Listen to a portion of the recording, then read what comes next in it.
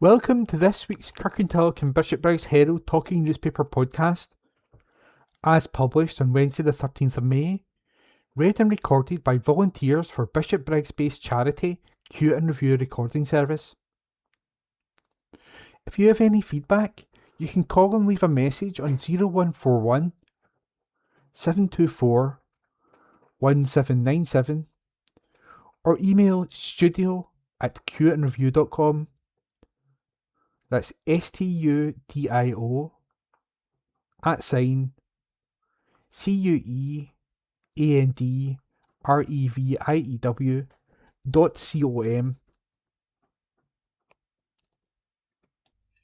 Adam's win for Lib Dems, a report by Julie Curry. While the SNP celebrated another victory at the polls on Friday, there were some casualties. One of the biggest shocks was veteran Angus Robertson being ousted from his Edinburgh Central seat by the Green Party's Lorna Slater. Closer to home, there was another upset for the SNP in the five-horse race that was Strathkelvin and Bearsden. The seat had been held by another veteran SNP politician, Rona Mackay, who was elected as the area's MSP in May 2016 and in 2021. In February, however, Rosanna announced she'd be retiring from politics, standing down on April 8 ahead of the latest election campaign. Former Bearsden South Councillor Dennis Johnson was predicted to take the seat. However, the Liberal Democrats' Adam Harley ultimately won the vote by 2,572 with 15,697 votes compared to the 13,125 secured by Dennis. Adam was delighted to be elected as MSP for Strathkelvin and Bearsden on Friday, joining his colleagues in Caithness, Sutherland and Ross, Skye Lochaber and Badenoch, and Edinburgh Northern in winning constituency seats. He said, "To everyone who voted for me on Thursday, thank you. Thank you also to my fellow candidates for a well-contested campaign, and to my amazing campaign team for all their work over the last few months. The trust that people have placed in me is a privilege and responsibility I take incredibly seriously. Whether you voted for me or not, I promise I will work hard every day on your behalf, and I will make sure that your voice is heard loudly and clearly in our Parliament. People have once again placed their trust in us and, in doing so, have voted for grown-up politics that seek genuine solutions to the problems we face. It is in that spirit that I will serve every constituent in Strathkelvin and Bearsden. Thank you for giving me the opportunity to do so." Scottish Liberal Democrat leader Alex Cole-Hamilton joined Adam in the constituency winners, securing the Edinburgh Northern seat. He said, "I am absolutely over the moon for Adam. This is a stellar result. We have never held the Strathkelvin and Bearsden seat in the Scottish Parliament before, and we have never placed better than third after knocking on the doors of tens of thousands of constituents. Adam has built the trust of local people who can depend on us to deliver change with fairness at its heart.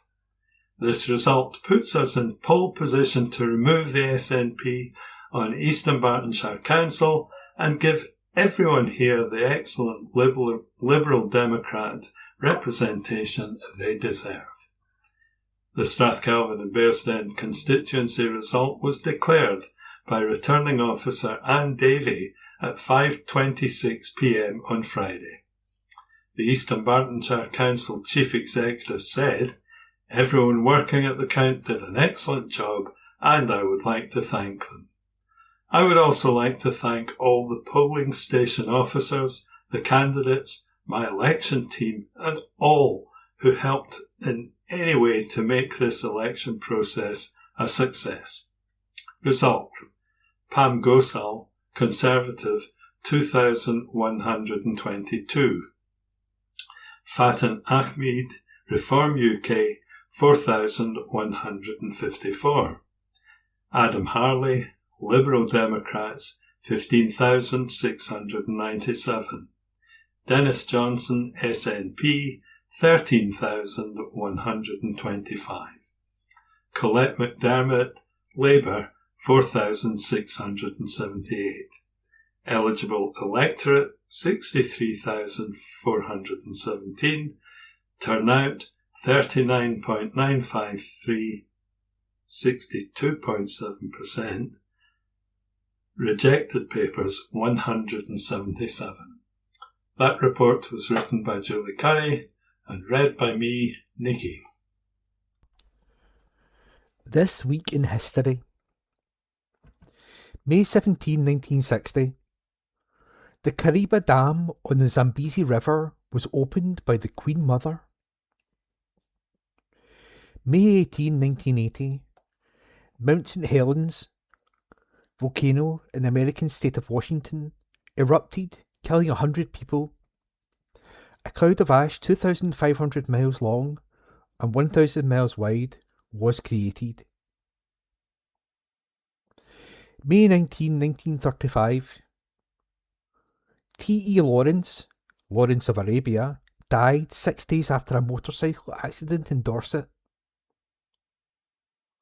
On this day last year, presenter Gary Lineker issued an unreserved apology for a social media video he shared, which led to his early exit from the BBC, as Downing Street branded the post completely unacceptable.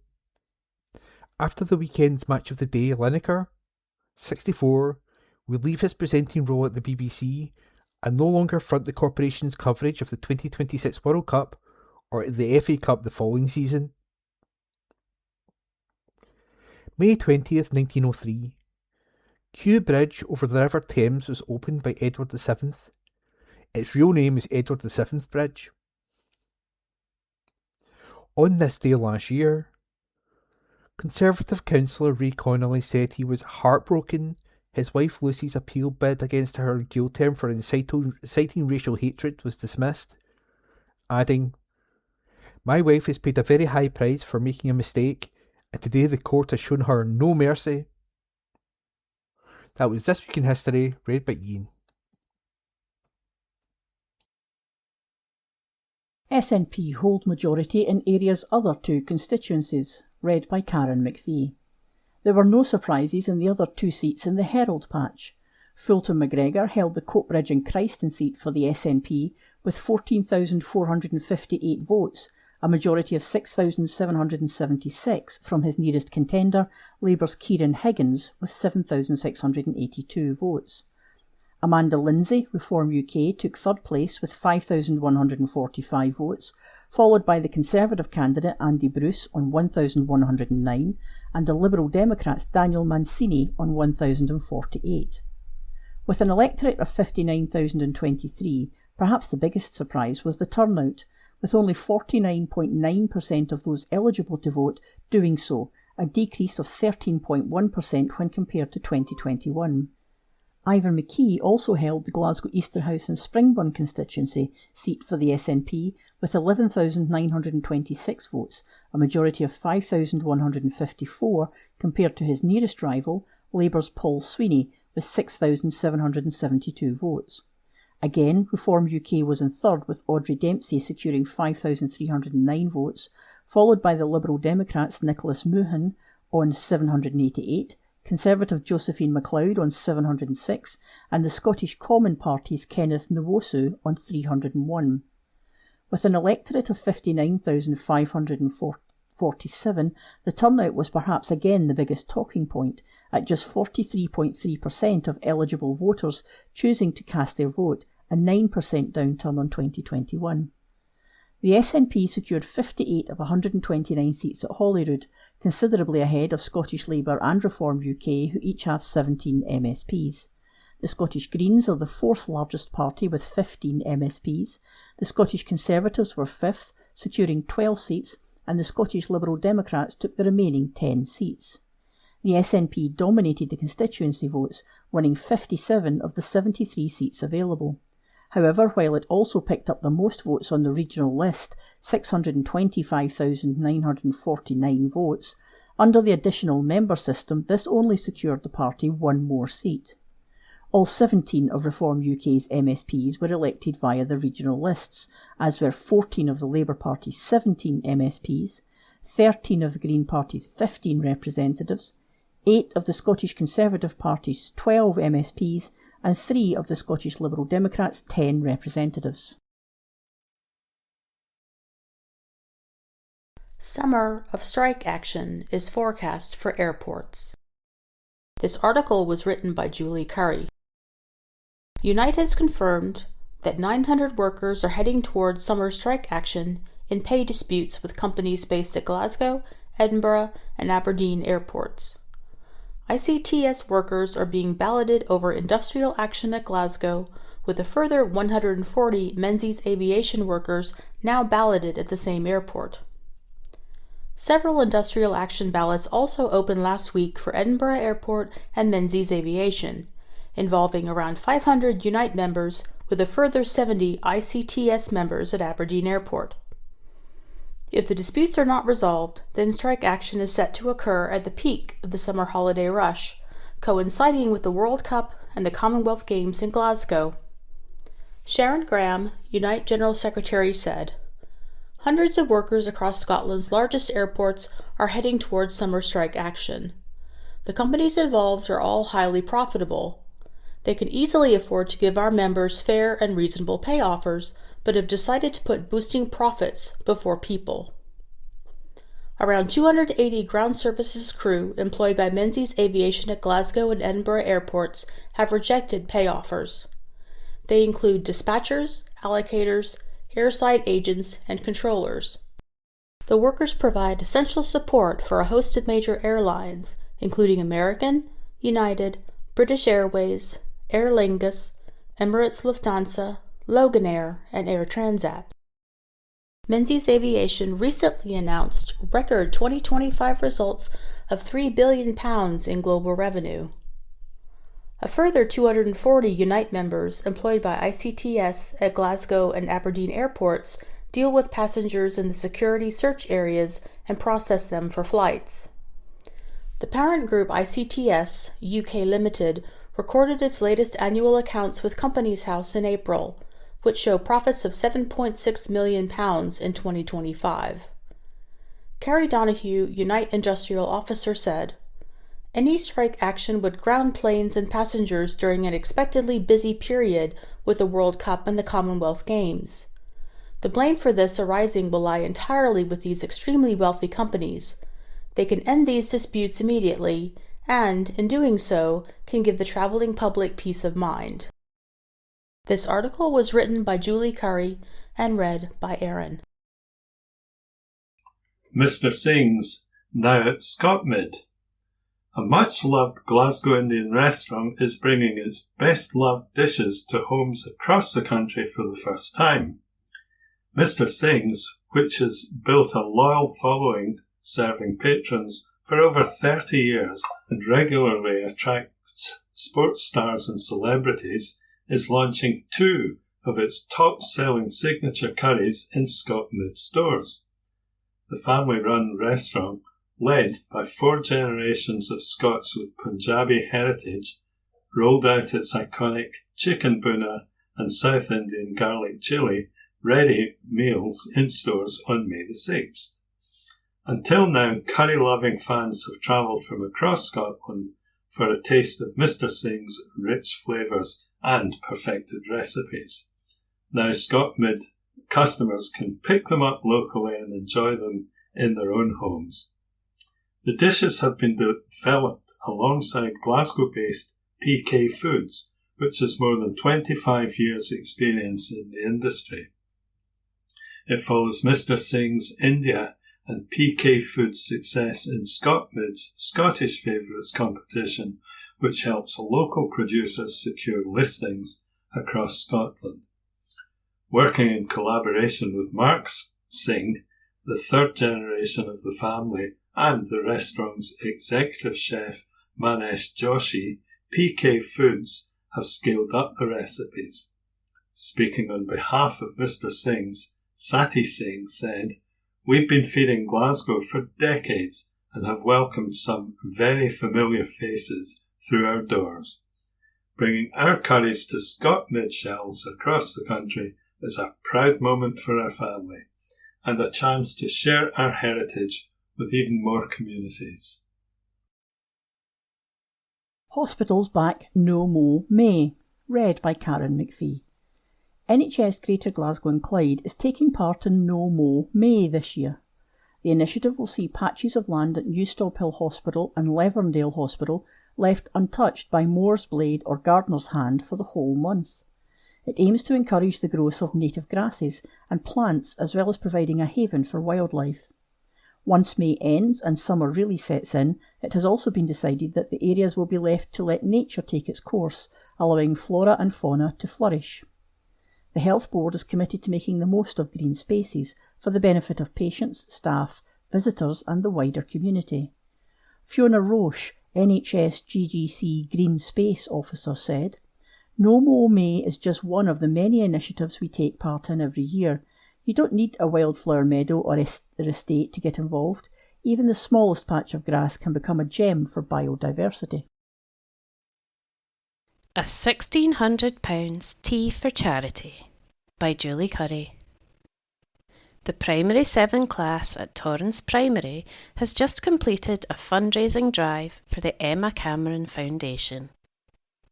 A local organisation supporting children and families with cancer, the youngsters raised a record-breaking £1,600 for the charity. Funds were raised via a variety of stalls at the Spring Tea, including home baking, handmade jewellery, Easter cards, cosmetics, plants and garden accessories. There was also a raffle where parents donated gifts and a variety of pupil-made arcade-style games for younger learners to win prizes. The P7s planned and organised the whole event and invited members of the community, which attracted a record attendance. Class teacher Chris Tolmay said, "I am immensely proud of the children. They are a lovely reflection of the generosity and commitment of this village to help those who need it the most." Head teacher Gillian Bonar also congratulated the class on a job well done. She said, "I am immensely proud of our P7 pupils for the leadership and compassion they demonstrated in organising this year's Spring Tea. It was wonderful to see our dining hall transformed into such a vibrant hub for the local community, and it was heartening to see our children working with senior pupils from Milgai Primary. They didn't just host an event, they created a space for our community to come together for a common cause. We were truly overwhelmed by the kindness and generosity of the parents, grandparents and neighbours who joined us, which perfectly captures the incredible spirit of our local area. For the pupils, it was a way to show community spirit." One of the class members said, "It was great to see the smiles we managed to put on the younger kids' faces and also the good we are doing in our community." This is the second of many events the school has hosted in the past year. Its Social Enterprise Committee recently held an event which raised money to fully fund a series of seated exercise classes at the local village community centre. That event, which was organised by the church, was also very well attended. That article was written by Julie Curry and it was read by Jahan. Have a say on palliative care. This article is unattributed. NHS Greater Glasgow and Clyde, in partnership with local HSCPs and hospices, has been working on the development of a draft strategy on palliative care. Throughout 2025, it has worked with local communities to hear about their lived experience of palliative care. This engagement helped inform the draft strategy. Key priorities include early identification and person-centered care planning, equitable, coordinated, responsive care across all settings, enhancing access to information, digital inclusion, and community empowerment, ensuring accessible and compassionate bereavement support for all, and a supported, skilled, and resilient workforce. An NHS GGC spokesperson said, "We'd like to know if these priorities are clear, easy to understand, and include everything they need to." This article was unattributed and read by Aaron. Free invite to Kenmure Street movie screening. This article was written by Julie Curry. A caring community group is putting the focus on people power with a special film screening. East Dunbartonshire Welcomes Refugees will be showing documentary Everybody to Kenmure Street in Kirkintilloch Town Hall on Sunday, June 21st at 7 p.m., followed by a Q&A discussion. Tickets are free but limited. Reserve your place through Eventbrite at https://tinyurl.com/EDWR-Kenmure. Rated 12A, Everybody to Kenmure Street is a stirring, immersive cinematic experience which tells an unforgettable, true story. On May 13, 2021, a dawn raid in Glasgow's Pollokshields sparked an extraordinary act of grassroots community solidarity. Neighbors and activists surrounded an immigration van to protect two men from deportation, joining together in a peaceful standoff. Directed by Felipe Bustos Sierra, the powerful documentary takes viewers right to the heart of the action, capturing the courage, unity, and humanity that turned a Scottish street into a symbol of multicultural resistance. It features real-life footage and testimony, starring the people of Glasgow, Emma Thompson, and Kate Dickey. The screening and Q&A is part of Refugee Festival Scotland 2026. It has been organized by East Dunbartonshire Welcomes Refugees, a group formed in 2021 to help make a real-world difference. A spokesperson for the organization said, "The film evening is an opportunity to promote a positive message about refugees and asylum seekers and to celebrate the power of compassionate, community-led action. It's also a chance to discuss justice, solidarity, and social responsibility. Please come along and find out more about how you can support our work." Since its formation, East Dunbartonshire Welcomes Refugees has championed community sponsorship, one of the few safe and legal routes for refugees. It has sponsored and supported 2 refugee families to live in East Dunbartonshire, helping them to find new lives locally, and continues to work to promote hope and shared humanity. For more information, visit www.facebook.com/ED Welcomes Refugees. This article was written by Julie Curry and read by Aaron. Video Help for Patients, a report by Julie Curry. The Beatson West of Scotland Cancer Centre has launched a series of information videos designed to help cancer patients feel more prepared, informed and supported. Being referred to and attending the Beatson can be a daunting experience, particularly for patients who don't know what to expect or feel overloaded with information. To help support patients from the moment of their diagnosis, the Beatson has created short information videos that answer some of the most common questions patients ask. Developed with clinicians and filmed at the Beatson and the Gartnavel campus, the videos aim to help patients feel more informed ahead of appointments, reduce anxiety, and support conversations with their healthcare team. The feature award-winning broadcaster Alison Walker, who covers a range of topics including preparing for an oncology appointment, understanding neoadjuvant chemotherapy, hair loss and the cold cap, managing menopausal symptoms and lifestyle during treatment. The videos, supported by healthcare company Novartis, respond to areas where the patients said they wanted more tailored guidance. Although designed by the breast cancer care team, many of the videos are relevant to anyone diagnosed with cancer. A first oncology appointment can be an intense and anxious experience with a large amount of information shared in a short time. The Beatson team hopes the videos will help ease this information overload by allowing patients to access clear, trusted information in advance at their own pace. This also allows valuable appointment time to be used for more personalised discussions focused on what treatment options mean for each individual patient.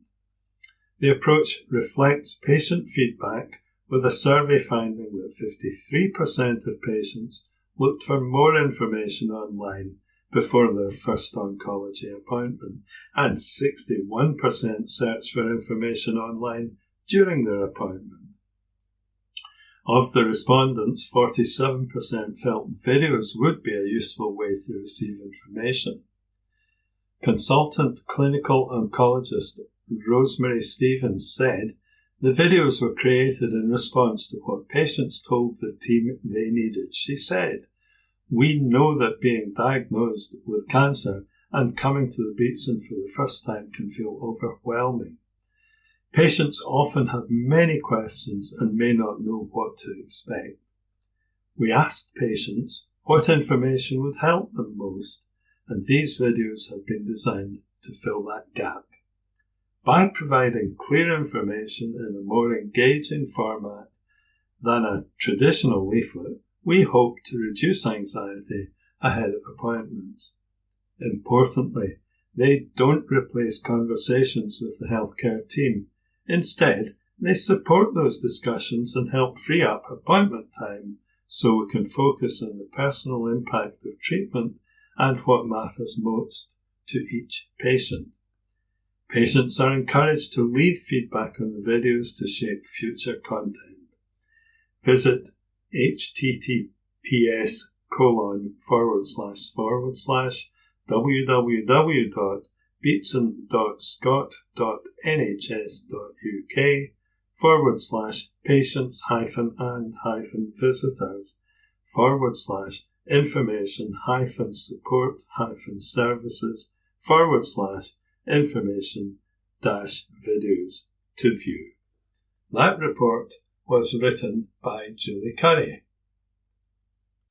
This'll be music to your ears by Julie Curry. Mayfest will return this weekend with a packed programme of events for all ages. While the annual festival in Milton of Campsie Village Hall is completely free of charge, it also serves as a fundraiser for the much-loved village hub. As such, donations are very gratefully received by Campsie Fest, the community of volunteers who organise the festivities. The village hall does not charge the festival team for staging events there. However, the donations received from those attending are gratefully received by the committee which runs the hall. Festival coordinator John Hinton said, "Mayfest is a community festival which aims to bring everyone in the village together. The committee works hard every year to ensure we can continue to deliver the event for free, along with the fantastic free programme which is also available. However, we do suggest a donation of £5 for concerts. Every penny of the proceeds raised is donated back to the Village Hall Trust, who do a sterling job running the hall for the benefit of everyone in the community." As ever, a fantastic programme has been lined up for Mayfest this Saturday and Sunday, May the 16th and 17th. Local artists have the honour of opening the proceedings both days with the display of their work, which will also be on sale, on show from 2 p.m. to 6 p.m. Kicking off a great programme of music, the Saturday sessions from 2:30 p.m. to 4:30 p.m. have been organised and curated by Stan Quirk. Offering an eclectic mix of folk and Americana acoustic music, the audience is welcome to bring their own bottles. The man himself, Stan Quirk, will be performing alongside Rona Thompson. Both are well-known folk stars in their own right. Also on the bill are fellow folk favourites, the Song Stealers, who are renowned on the circuit for their soaring harmonies. Rounding off the sessions will be Mark Copeland, a singer-songwriter known for his work in jazz, R&B and pop, with a repertoire of original songs and covers. Mark will be showcasing tracks from his forthcoming album Roots and Reverie, a 13-track journey that bridges Scottish folk with the raw soul of Americana, due to be released later this month. Rounding off the entertainment on Saturday, from 8 p.m. to 10 p.m, will be Mayfest favourites, the Black Diamonds Havana Band. John said, "We're delighted to welcome the band back to Mayfest, under the direction of John Power and with singer Patricia Morris. The band will be performing some incredible original arrangements from the 1920s, including several numbers by King Oliver's Creole Jazz Band and Duke Ellington. With about 20 numbers on the programme, it promises to be a real treat for those who love the early era of jazz music." On Sunday, young talent from the area will take centre stage, with soloists and groups showcasing their instrumentals, songs and dance. Organised by Michael Boyle, Campsie Festivals Association convener, the concert is always a huge draw, with families and friends packing into the hall to see the young stars shine.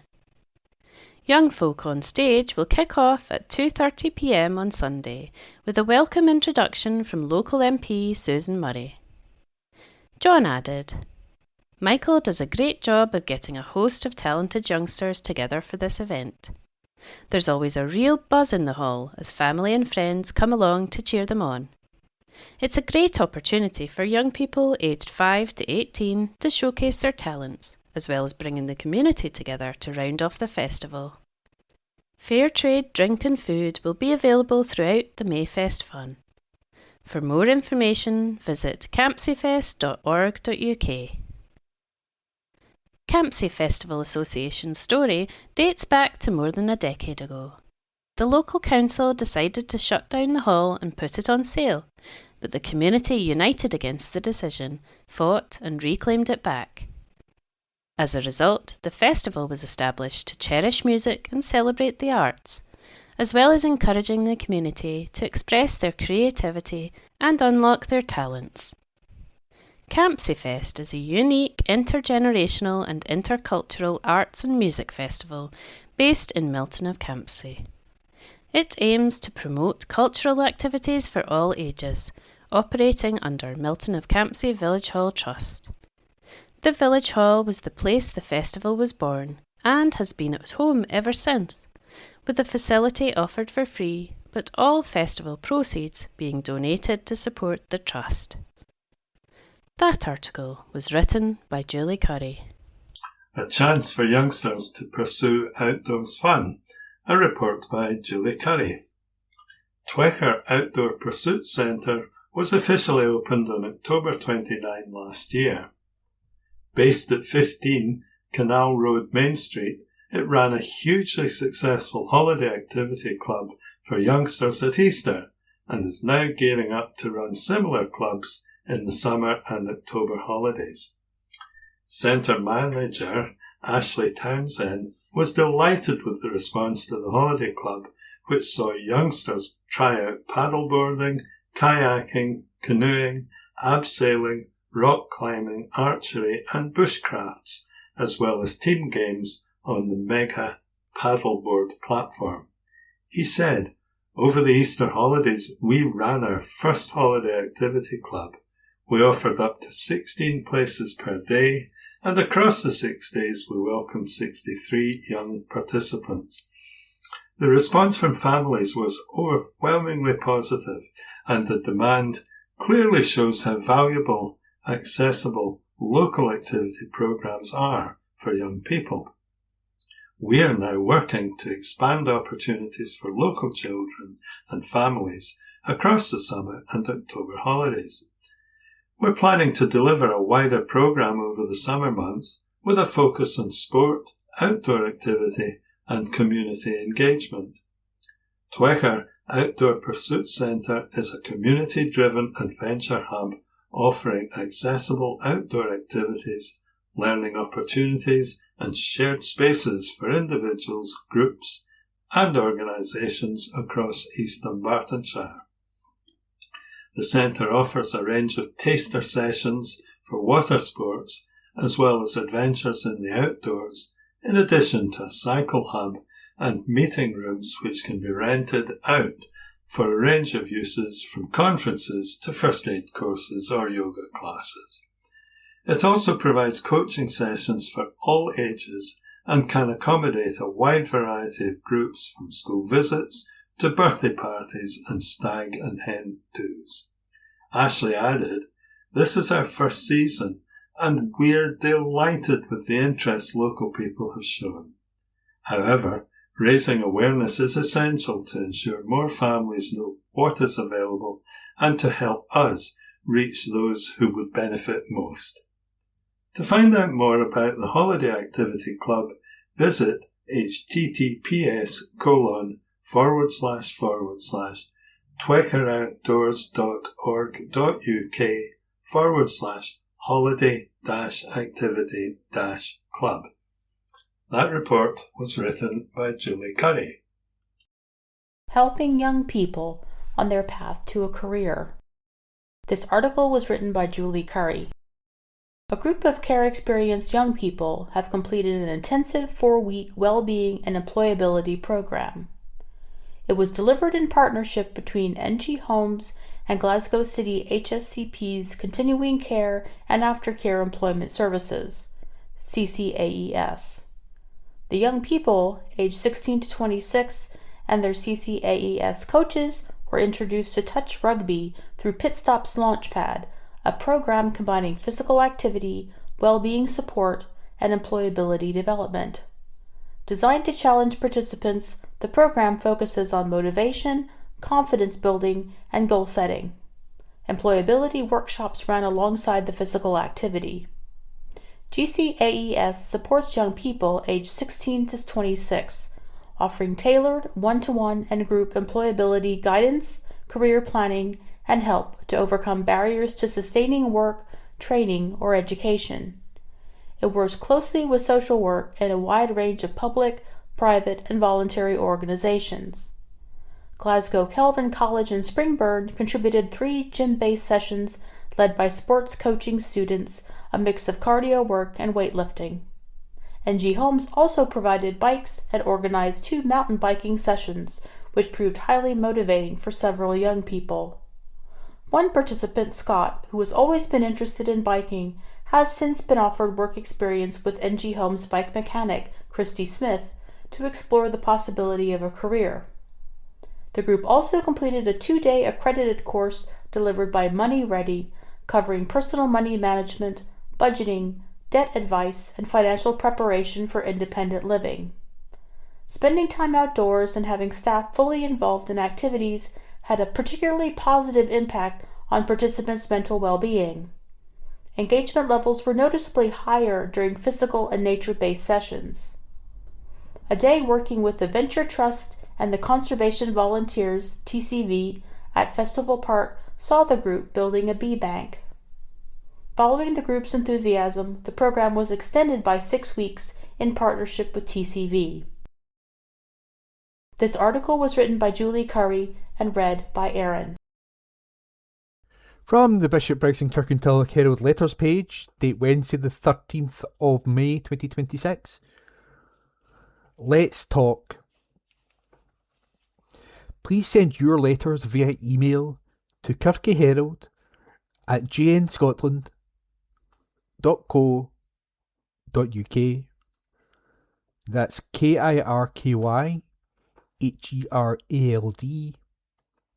@JNSCOTLAND.co.uk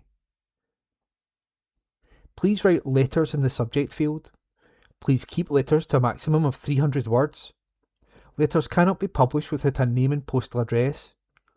Also include a daytime phone number if possible. We reserve the right to edit any letter. Restorative farming.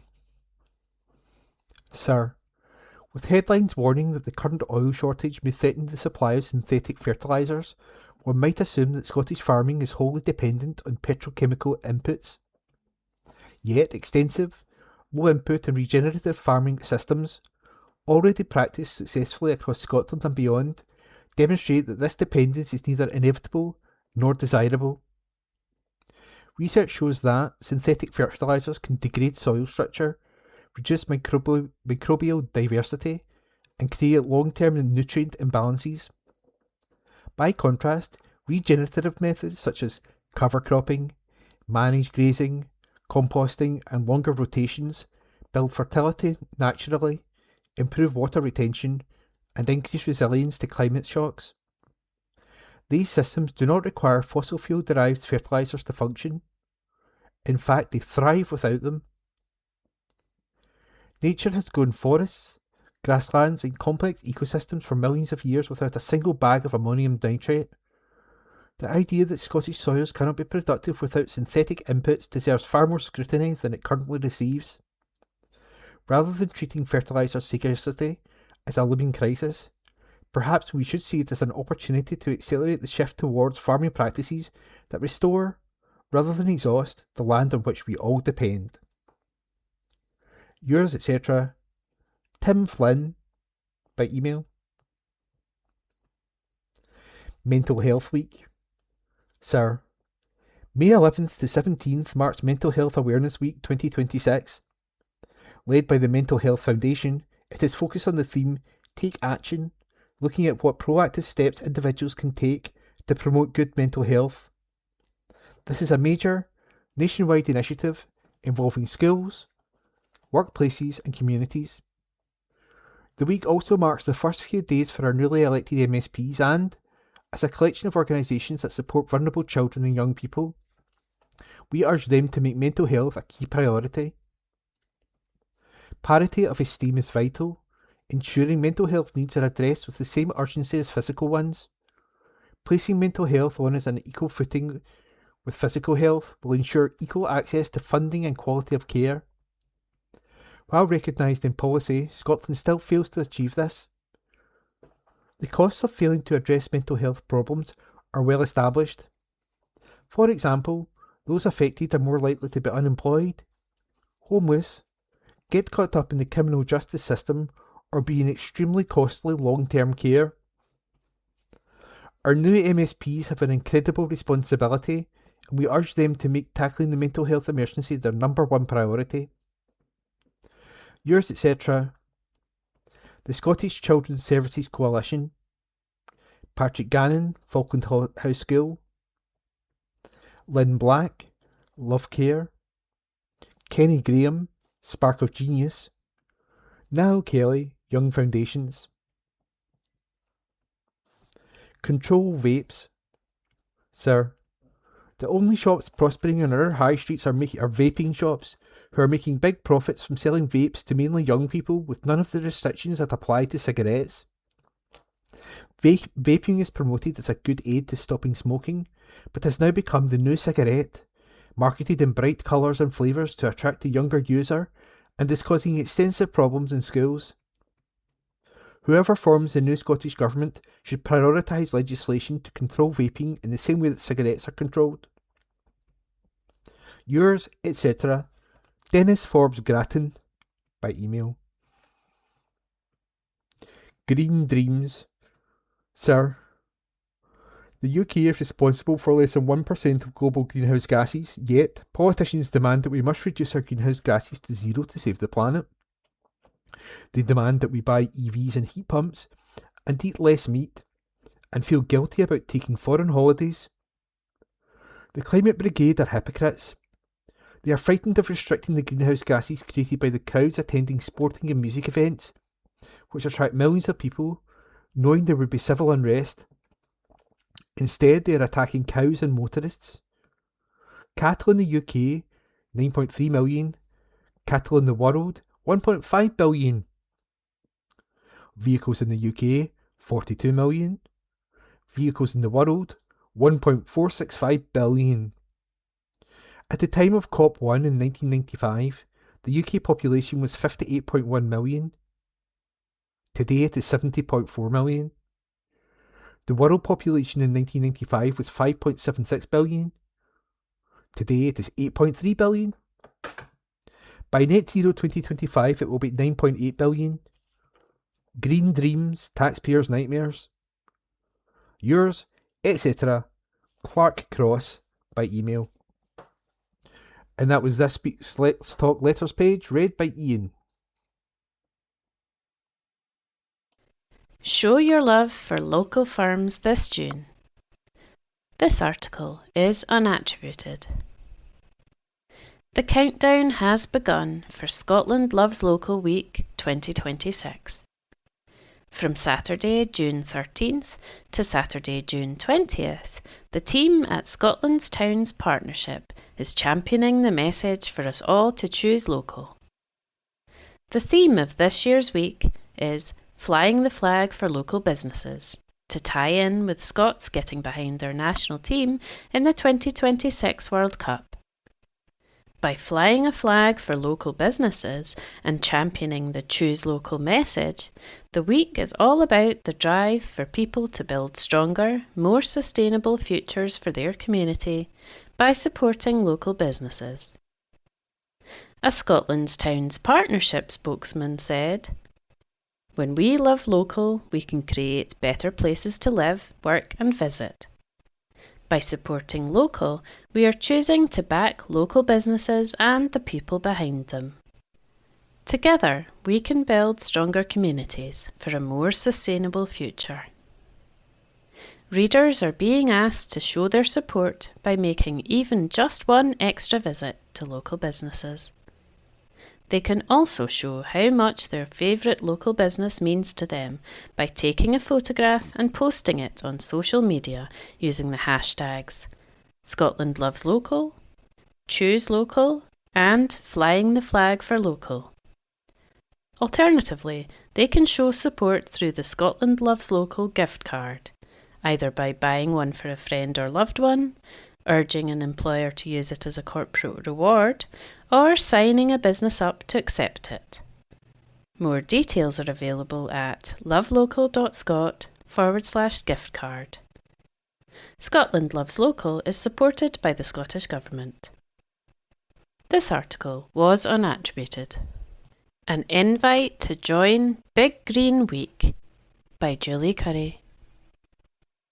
Primary and secondary schools across Scotland are being invited to take part in Great Big Green Week 2026, the UK's only mass moment for climate and nature.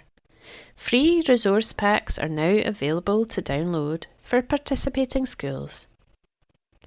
Great Big Green Week takes place from June 6th to 14th and will bring together communities, schools, faith groups, businesses and local organisations across the UK to take visible, practical action for climate and nature.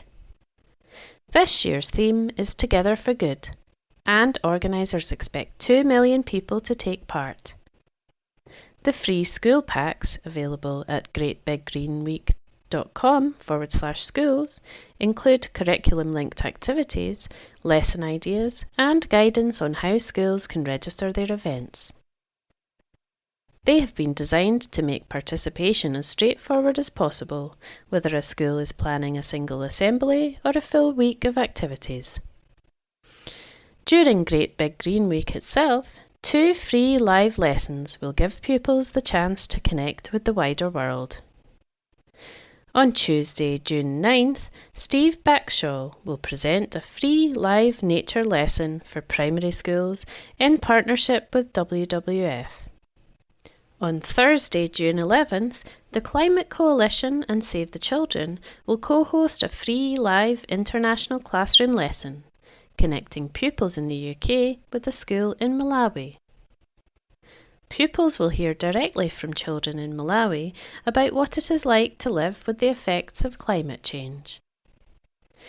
Mary Corfield of Great Big Green Week said, "Schools are at the heart of Great Big Green Week, and every year they never fail to inspire us. There is something truly special about seeing young people come together for good, whether that's through a classroom activity, a school assembly, or a live lesson connecting them with children on the other side of the world. Great Big Green Week gives schools a brilliant opportunity to bring climate and nature to life in a way that feels hopeful, meaningful, and genuinely exciting for pupils of all ages. Because it is part of a national moment, every school that takes part is joining thousands of communities, families, and organisations across the UK who all care deeply about the same thing. We would love every school in the country to be part of it this June. Getting involved is easier than you might think, and the impact on young people can be lasting. Download your free pack, sign up for a live lesson, and come and be part of something wonderful." Shruti Agarwal, Senior Climate Advisor, added, "Children's voices are vital in the fight against the climate crisis. Save the Children welcomes the opportunity for school children in the UK to speak with and learn from the experiences of children living on the front lines of the climate crisis in low-income countries. This initiative aims to create space for shared understanding, reflection, and age-appropriate action on an issue that is already affecting children's lives around the world. Teachers can download free school packs and register their school's events at greatbiggreenweek.com/schools. That article was written by Julie Curry. Sea Fish Survey for Seafood Processors. This article is unattributed. Seafood processors across the UK are being encouraged to take part in the 2026 processing census.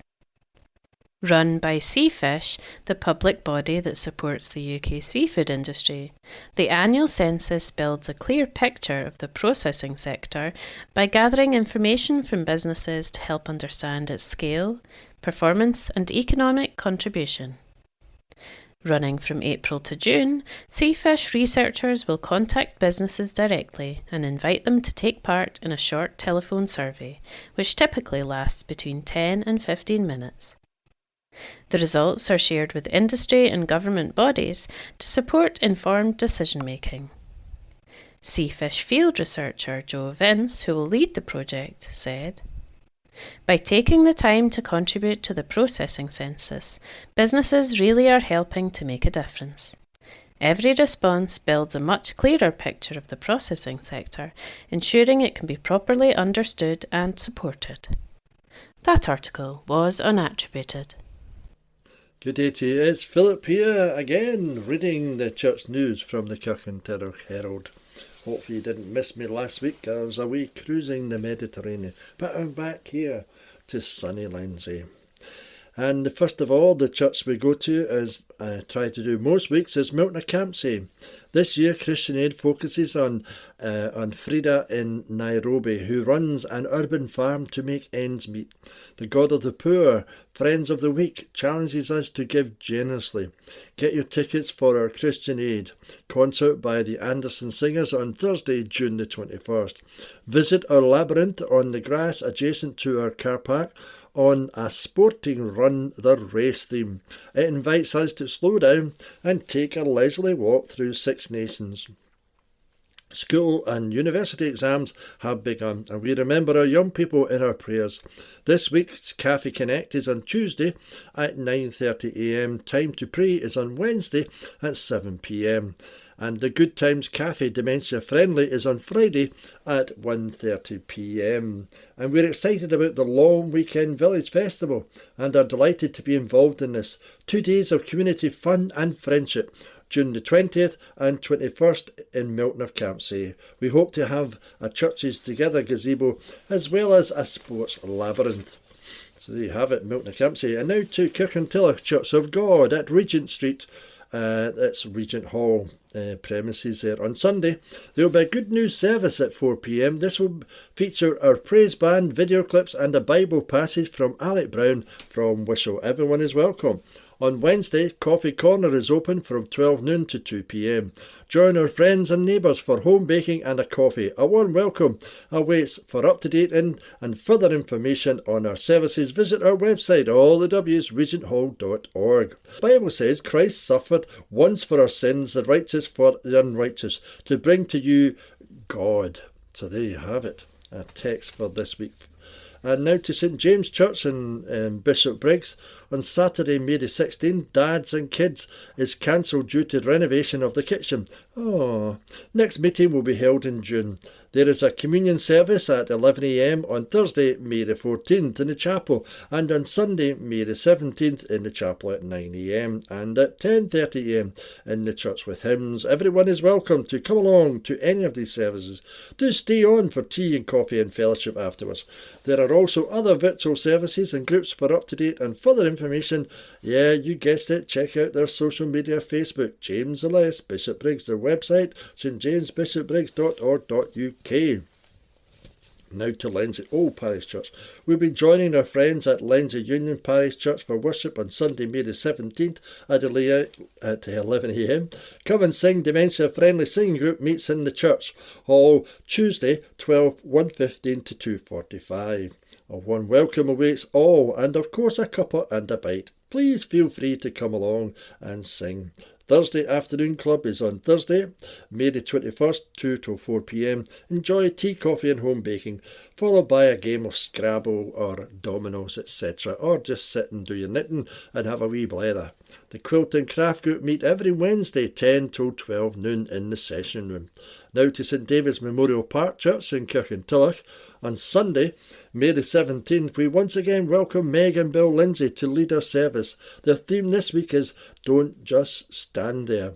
And if you don't have to rush off after the service, please stay and enjoy a cup of tea, etc. On Tuesday, May the 19th, there will be a usual short, all-seated lunchtime service at 12 noon. Everyone is invited to stay afterwards for tea and coffee. The Friendship Club is on Tuesday too at 1:30 p.m. till 3:30 p.m. Come along for an afternoon of good company and a cuppa. Bring your own knitting and other craft as you wish. And to St Mary's Parish Church, Kirky, the services on Sunday, May the 17th will begin at 11 a.m. as usual and will be taken by the Reverend Dr. Ruth Morrison. There will be age-appropriate activities of our young people in the halls during the service. On Wednesday, May the 13th, Wednesday Welcome will continue when tea, coffee and home baking. A warm welcome will be for you as you come along from 10 a.m. till 11:30 a.m. A short service will follow at 11:30 a.m. On Wednesday, May the 13th, Soul Sanctuary will also continue at 7 p.m. It's a time of quiet and reflection. Tea and coffee will be available from 7 p.m. On Sunday, June the 7th, we will be holding our annual strawberry lunch. After the service, a 2-course lunch will be available. Both courses will feature strawberries. Tickets will go on sale after the service on Sunday, May the 17th. They will cost £1 plus a donation on the day. Now to Springfield Cambridge Church in Bishopbriggs. The following are the intimations for the week, beginning May the 11th. On Sunday, May the 17th, morning worship will be conducted by the Reverend David Hood in the sanctuary at 11 a.m. The Sunday school will meet in room 2. An offering will be taken during the service as the offering plates are passed around the congregation. Morning worship is also being live streamed on the Springfield Cambridge YouTube channel. A link to this can be found on the Springfield Cambridge Church website, all the W's, springfieldcambridge.org.uk, and Facebook page, where up-to-date information about events and church organisations can also be found. Tea and coffee will be available after church in the Cameron Hall. There will be a vestry hour on Wednesday, 13th of May from 10 to 11 a.m. There will be a short midweek service on Wednesday, May at 11:10, followed by tea and coffee, etc. A copy of the June edition of the Church magazine should be sent to the editor, magazine at springfieldcambridge.org.uk by Sunday, May the 17th at the latest. The University of Strathclyde Centre for Lifelong Learning are offering classes in Springfield Cambridge Church. All courses run between 10 and 12 noon. Anyone is interested should contact or visit the website, all the W's, mycll.strath.ac.uk to browse and book. And also you can telephone 01415482116. The remaining courses on offers are follows: Dr. Martin Luther King Jr. and the Civil Rights Movement. Fridays, the October the 9th to November the 27th. There'll be 8 meetings. Now to Torrance Parish Church. The morning service at 10:30 will be led by the minister. During the service, the youngsters will meet in Crest Junior Church and the youth meetings as well. And if you want to know more, check out the website torranceparishchurch.online.church. The cafe is open every Wednesday 9 till 12 noon for teas and coffees and delicious home baking. Why not come and taste for yourself to find out about regular weekly activities? Check the website for what's on at allthewstpc.org.uk. So there you have it. That's all the church news for this week. There's a few churches missing, whether they've forgotten to put it in the paper or whether they're not putting it in at all. So anyway, again, my name's Philip. It's good to be back from my wee holiday in the Mediterranean, and hopefully you're doing well, and continue to pray that God will help and guide you in your life. And we thank you for your participation in listening to the church news. Hopefully you find it helpful. So God bless you. Speak to you next week. Wednesday the 13th of May, District News. Free fruit and veg for schools. Schools are being reminded that Tesco is set to double its free fruit and veg programme from September. Schools can apply for a free fruit and vegetable grant worth as much as £1,500, while also encouraging children to be more adventurous with their fruit and veg. To create awareness, Tesco has invited children to create fun fruit and veg packed recipes, with the winning recipe to be served in more than 1,500 schools across the country. The latest stats have revealed that only 1 in 10 youngsters eat the recommended 5 portions of fruit and vegetables on a typical school day. For more information and to enter, visit www.tescopls.com/fruit and veg challenge. That's www.tescopls.com/FRUITANDVAGCHALLENGE.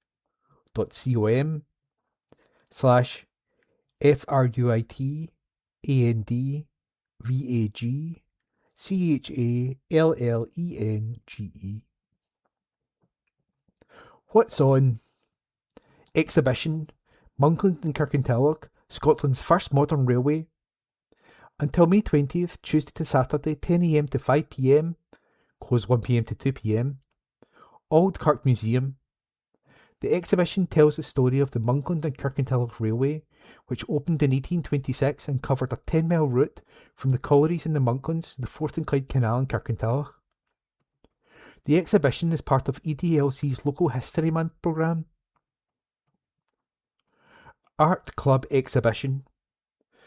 Bearsden Art Club has been thriving since 1953 and will include paintings in oil, acrylic and watercolour, ceramics, textiles and sculpture. During the exhibition, we will have artists in residence where visitors to the gallery can interact with members and find out more about the club. Lily Gallery, Milgai until May 14th, Tuesday to Saturday 10 AM to 1 PM and 2 PM to 5 PM. Gary Meikle. Come along and join us at the Broadclough Hotel for a night full of laughter on Friday, May 29th. Gary Meikle returns to the stage with another new show, which has quickly become the yearly norm for him now. Tickets £30. Everybody to Kenmure Street. Come join us on Sunday, June 21st for an inspiring evening of cinema. We're screening Everybody to Kenmure Street, followed by a live Q&A discussion. The film chronicles the Kenmure Street protest, the extraordinary community resistance to a Home Office immigration raid in Glasgow's Pollock Shields. Hosted by East Dunbartonshire Welcomes Refugees as part of Refugee Festival Scotland 2026. Kirkintilloch Town Hall, 7pm. Free admission but book at allevents.in/Kirkintilloch. Coldplay Candlelight Experience. St Mary's Parish Church features a string quartet or trio playing hits like Yellow and Viva la Vida, surrounded by hundreds of candles. Friday, June 12th, 10pm. Tickets from allevents.in.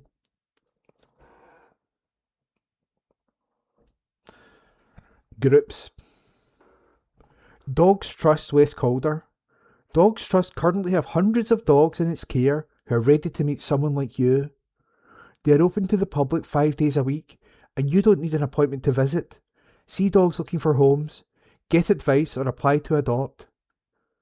Visit www.dogstrust.org.uk/our-centres/west-calder.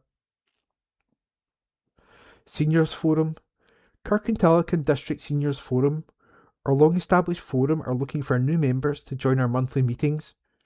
The objective of the forum is to assist in improving quality of everyday life for the elderly community, together with social events, guest speakers from NHS, council, local history, and many more. We welcome the over 55s to come along, have a chat, get involved, and meet new people, forming new friendships. We meet in the Park Centre, 45 Kerr Street, Kirkintilloch, G66 1LF on the last Thursday of every month from 10:30am to 12 noon. Tea, coffee and biscuits served. Friends of Forth and Clyde. Friends of Forth and Clyde meet every Friday from 12 noon until 2pm at the Boat Users Block, South Bank Marina, Kirkintilloch. Everyone is welcome to come along and get a free cuppa and some friendly chat. No membership required. Canal Society. Forth and Clyde Canal Society are looking for volunteers to assist with servicing and maintenance of their fleet of vessels, and volunteers to act as crew/stewards. Full training given. Contact operations at forthandclyde.org.uk or call 07498 965 368 for further information. St Columba's Hillhead Church Men's Club. Following another winter of successful Monday night sessions, which saw a number of new members join from both within the church and the wider local community.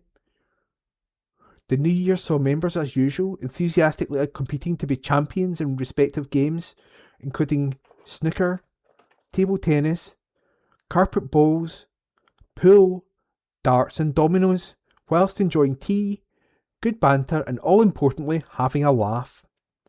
A very warm welcome will await anybody who would like to join this friendly band of brothers when the next winter sessions resume on Monday, October the 5th at 7:30pm in the St Columba's Hillhead Church Halls, Old Isle Road, Kirkintilloch. For further information, contact the Secretary on 0141 776 5453. Kirkintilloch Rock Choir. Are you looking to learn to sing? The Kirkintilloch Rock Choir is led by local vocal tutor Elaine Williamson. A local community choir first and foremost, we are also part of the National Rock Choir Network, which has provided some exceptional performance opportunities. Members of Rock Choir have met and sung in front of many celebrities and public figures, including HRH Prince William, the Fonz, Henry Winkler, and on-screen couple Ruth Langsford and Eamon Holmes. To book your free singing taster session, go to www.rockchoir.com/join. Horticultural Society. Our last meeting of the season will be on Thursday, May 14th in Enterprise House from 7:30pm to 9:30pm, where we hold our annual general meeting, followed by cheese and wine. New members are always welcome and can contact Paul Malcolm on 0141 578 1520 or visit our website www.kirkintillochhorty.org.uk. Scotland. Competition for school children. T.G. Jones has launched a nationwide competition for primary school children in primary schools, with a total prize value of over £17,000 up for grabs. The Bite-Sized Bookworms competition supports the National Year of Reading 2026, the biggest campaign in a generation designed to inspire everyone to discover a passion for reading and embed it into our everyday lives. A Department for Education initiative supported by the National Literacy Trust, the National Year of Reading, is delivered with the support of major sponsors and partners, including T.G. Jones. Primary school children across the country will be asked to share what they love about their favourite book in 25 words or less. Each winner will receive a £200 T.G. Jones gift card, plus £4,000 of books and stationery for their school, while runners-up will win a £50 T.G. Jones gift card and £500 of equipment for their school. All entrants will be in with a chance of winning the huge prize, with 3 winners and 9 runners-up to be selected by an expert panel of literary judges, including primary school teacher turned rapper MC Grammer, Richard Madeley and Judy Finnegan. Competition entries will be split across 3 primary school age groups, with 1 winner and 3 runners-up from each group. Reception, primary 1 to 3. Year 3, primary 4 to 5. Year 5, primary 6 and 7.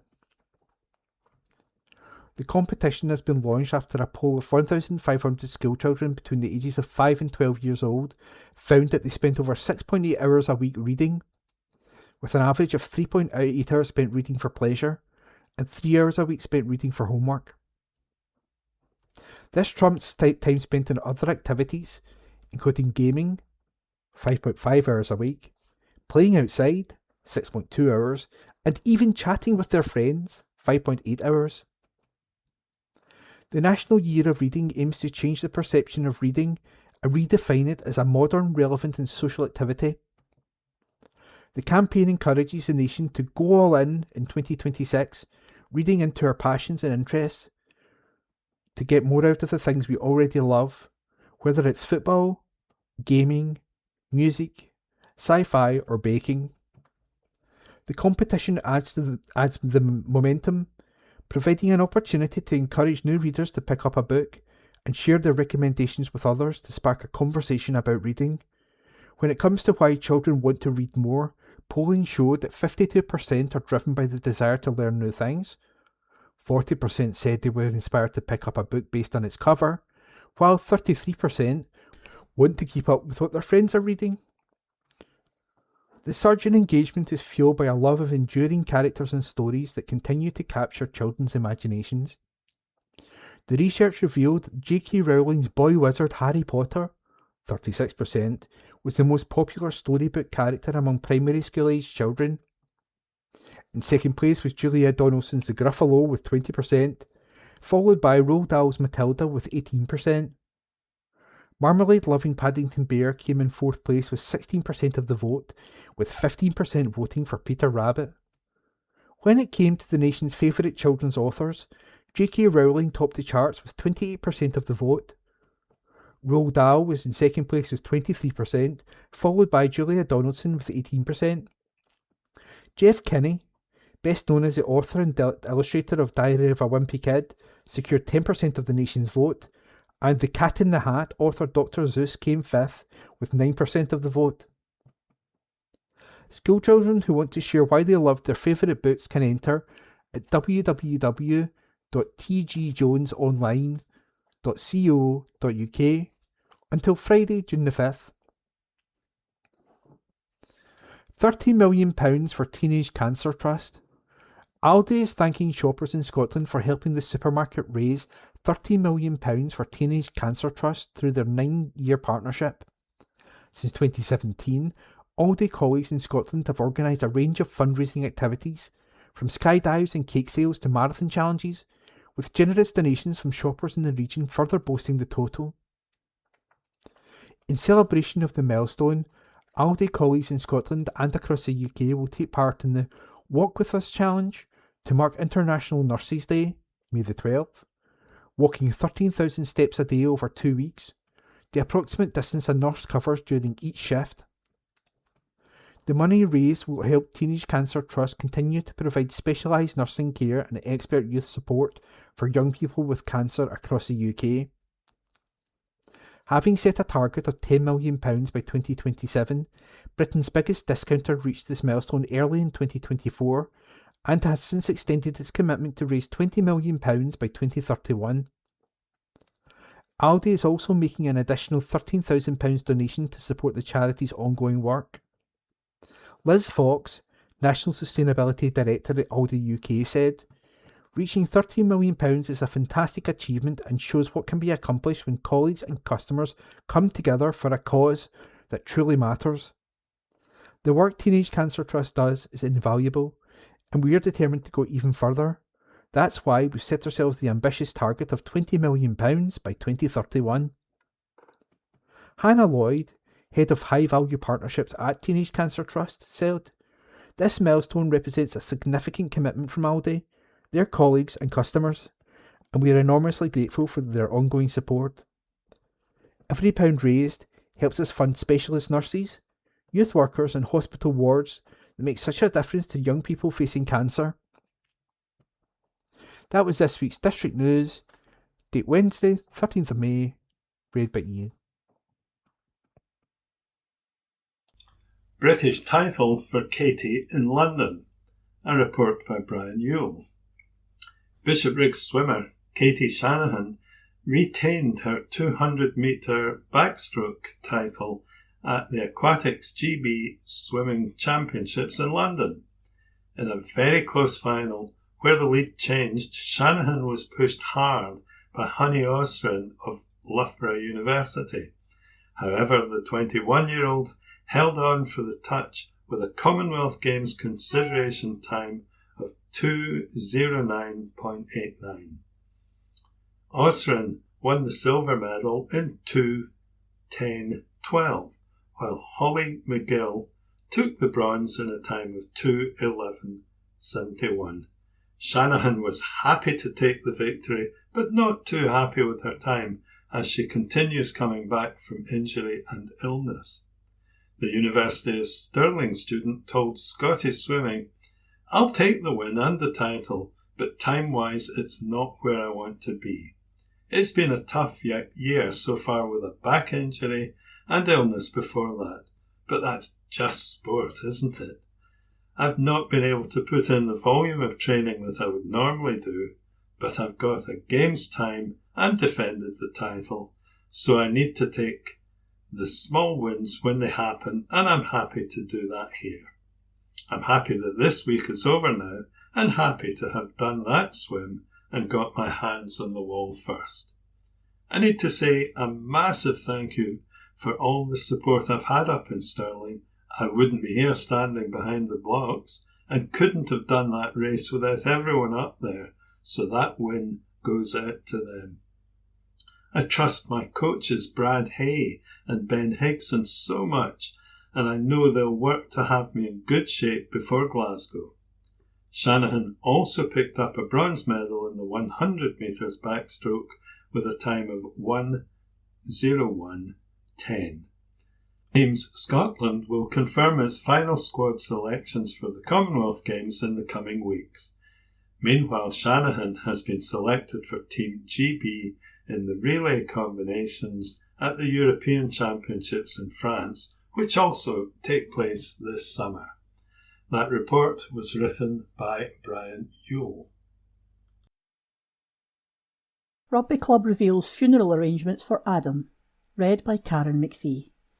The funeral of Alan Glen's player Adam McManus will take place in Milton this week. The 21-year-old, who was studying at the University of Aberdeen, was found dead at Hillhead Student Village last month. Students reported seeing a large number of police officers, paramedics and fire crews arriving at New Carnegie Court. The university confirmed the tragedy in a message to students and offered support services. The police later confirmed there were no suspicious circumstances surrounding the death. Mr McManus had recently completed his first season of senior rugby after rising through the academy ranks at Allen Glens. His teammates held a mark of respect prior to the second 15's victory over Annan on April the 18th. A reception and holy vigil will take place at St Augustine's in Ashgill Road tomorrow, Thursday, at 5 p.m. The funeral service will then be held at St Augustine on Friday at 9:30 a.m. and thereafter to Bishopbriggs Crematorium at 10:30 a.m. A statement from Allen Glens read, "It is with great sadness that we share the funeral arrangements for our teammate and dear friend Adam McManus. Adam was a valued member of our club and will be greatly missed by all who knew him. Our thoughts are with his family and friends at this difficult time. All family and friends are respectfully invited to attend. Club members attending are kindly asked to wear a club tie or rugby tie as a mark of respect." Title hopes are ended in the capital. Brian Yule reporter, read by Karen McPhee. Glasgow City's hopes of regaining the SWPL 1 title were ended with a 3-2 defeat away to Hibernian on Sunday. The home side took the lead after 29 minutes through an Ailey Adams penalty, with Kathleen McGovern doubling their advantage 2 minutes before the break. City fought back in the second half as substitute Abby Harrison powered in a header 3 minutes after the restart. The former Hibs striker was then denied a second when her effort was deflected onto the bar. However, the visitors did draw level on 58 minutes when Harrison turned provider for fellow sub Kobe Thomas to slot home. It looked like it would end all square, but 3 minutes into stoppage time, City were pushing to keep their title hopes alive when they were caught on the break for Tegan Bowie to grab the winner. City head coach Leanne Ross told the club's media team, "The first half performance from us was absolutely not good enough in terms of the application and the effort. We spoke about that at half-time and we came out for the second half and you could see a more spirited performance, more of a Glasgow City performance. After reviewing both incidents for the first 2 Hibs goals, I think we've been hard done by again by referee decisions. I don't think anyone else in the stadium saw what happened for the penalty, but the referee deemed it to be a wrestling match," she said, "and then Linda Mathallo was fouled at the second one and we've got a mountain to climb after that. We spoke during the week about how much was at stake, and in that first half we really let ourselves down. In the second half we showed what we can do, and that is what we need to take away from the game." City could still have a big say in the destination of the title as they travel to Leaders' Hearts this Sunday, then host second-place Rangers a week later. Rossvale women have missed out on the play spot in the SWF Championship as they seek a return to the SWPL 2. They were held to a 3-3 draw by Stenhousemuir, meaning it will be Falkirk who will seek to earn promotion alongside champions Renfrew. Rob Roy secured promotion with a point in Cumbernauld. This article is unattributed. Kirkintilloch Rob Roy secured their promotion to the West of Scotland Premier Division with a 1-1 draw away to Cumbernauld United. It was perhaps fitting that Rob Roy should mark the return to the top flight at Guy's Meadow, a ground they played at for so many years, awaiting a return to their hometown. The match marked Jamie McLean's 50th appearance for the club, while Academy graduate Callum Cameron was included in the squad for the first time. The visitors had a great chance to take the lead after 23 minutes when Jordan Pirrie was filled in the box, but Scott Jarvie saw his penalty saved. However, Rob Roy would go in front 10 minutes later when Craig Truesdale linked with Greg Burns, before Truesdale firing a low shot into the net. The lead only lasted 2 minutes as Josh Moore equalised from the spot, but the same player was then sent off before the break. In the second half, Pirrie came close to a winner for Rob Roy with a shot that was tipped onto the post. Both sides ended the game with 10 men, Pirrie having been given his marching orders 5 minutes from time as it ended all square. A statement from the Rob Roy committee read, "Congratulations to the manager, his coaching team, all the players, the committee and everyone who has played their part in restoring our club to this position. To all our supporters, thank you for sticking by us during our 2 years in the First Division. It has been far from easy, but your support has gotten us over the line. We cannot wait to return to the Premier Division and bring top-flight football to Kirkintilloch for the first time in 12 years. The result meant Rob Roy could relax for their trip to St Roch's last night. Tuesday, before ending the season at Darvel on Saturday. Results: First Division, Cumbernauld United 1, Kirkintilloch Rob Roy 1. Thornywood United 3, Petershill 2. Third Division, Yoker Athletic 4, Finnart 3. Fourth Division, Irvine Victoria 4, Rossvale 1. Saturday fixtures: First Division, Darvel vs Kirkintilloch Rob Roy, Petershill vs Neilston. Second Division, Ashfield vs Caledonian Locomotives. Third Division, Finnart vs Port Glasgow Juniors, Glasgow Pershore vs Yoker Athletic. Fourth Division, Rossvale vs West Park United. That article was unattributed. It was read by Ian. That's the end of this week's podcast. If you want to reach out to us on social media, we are @Q and Review. That's @CUEANDREVIEW.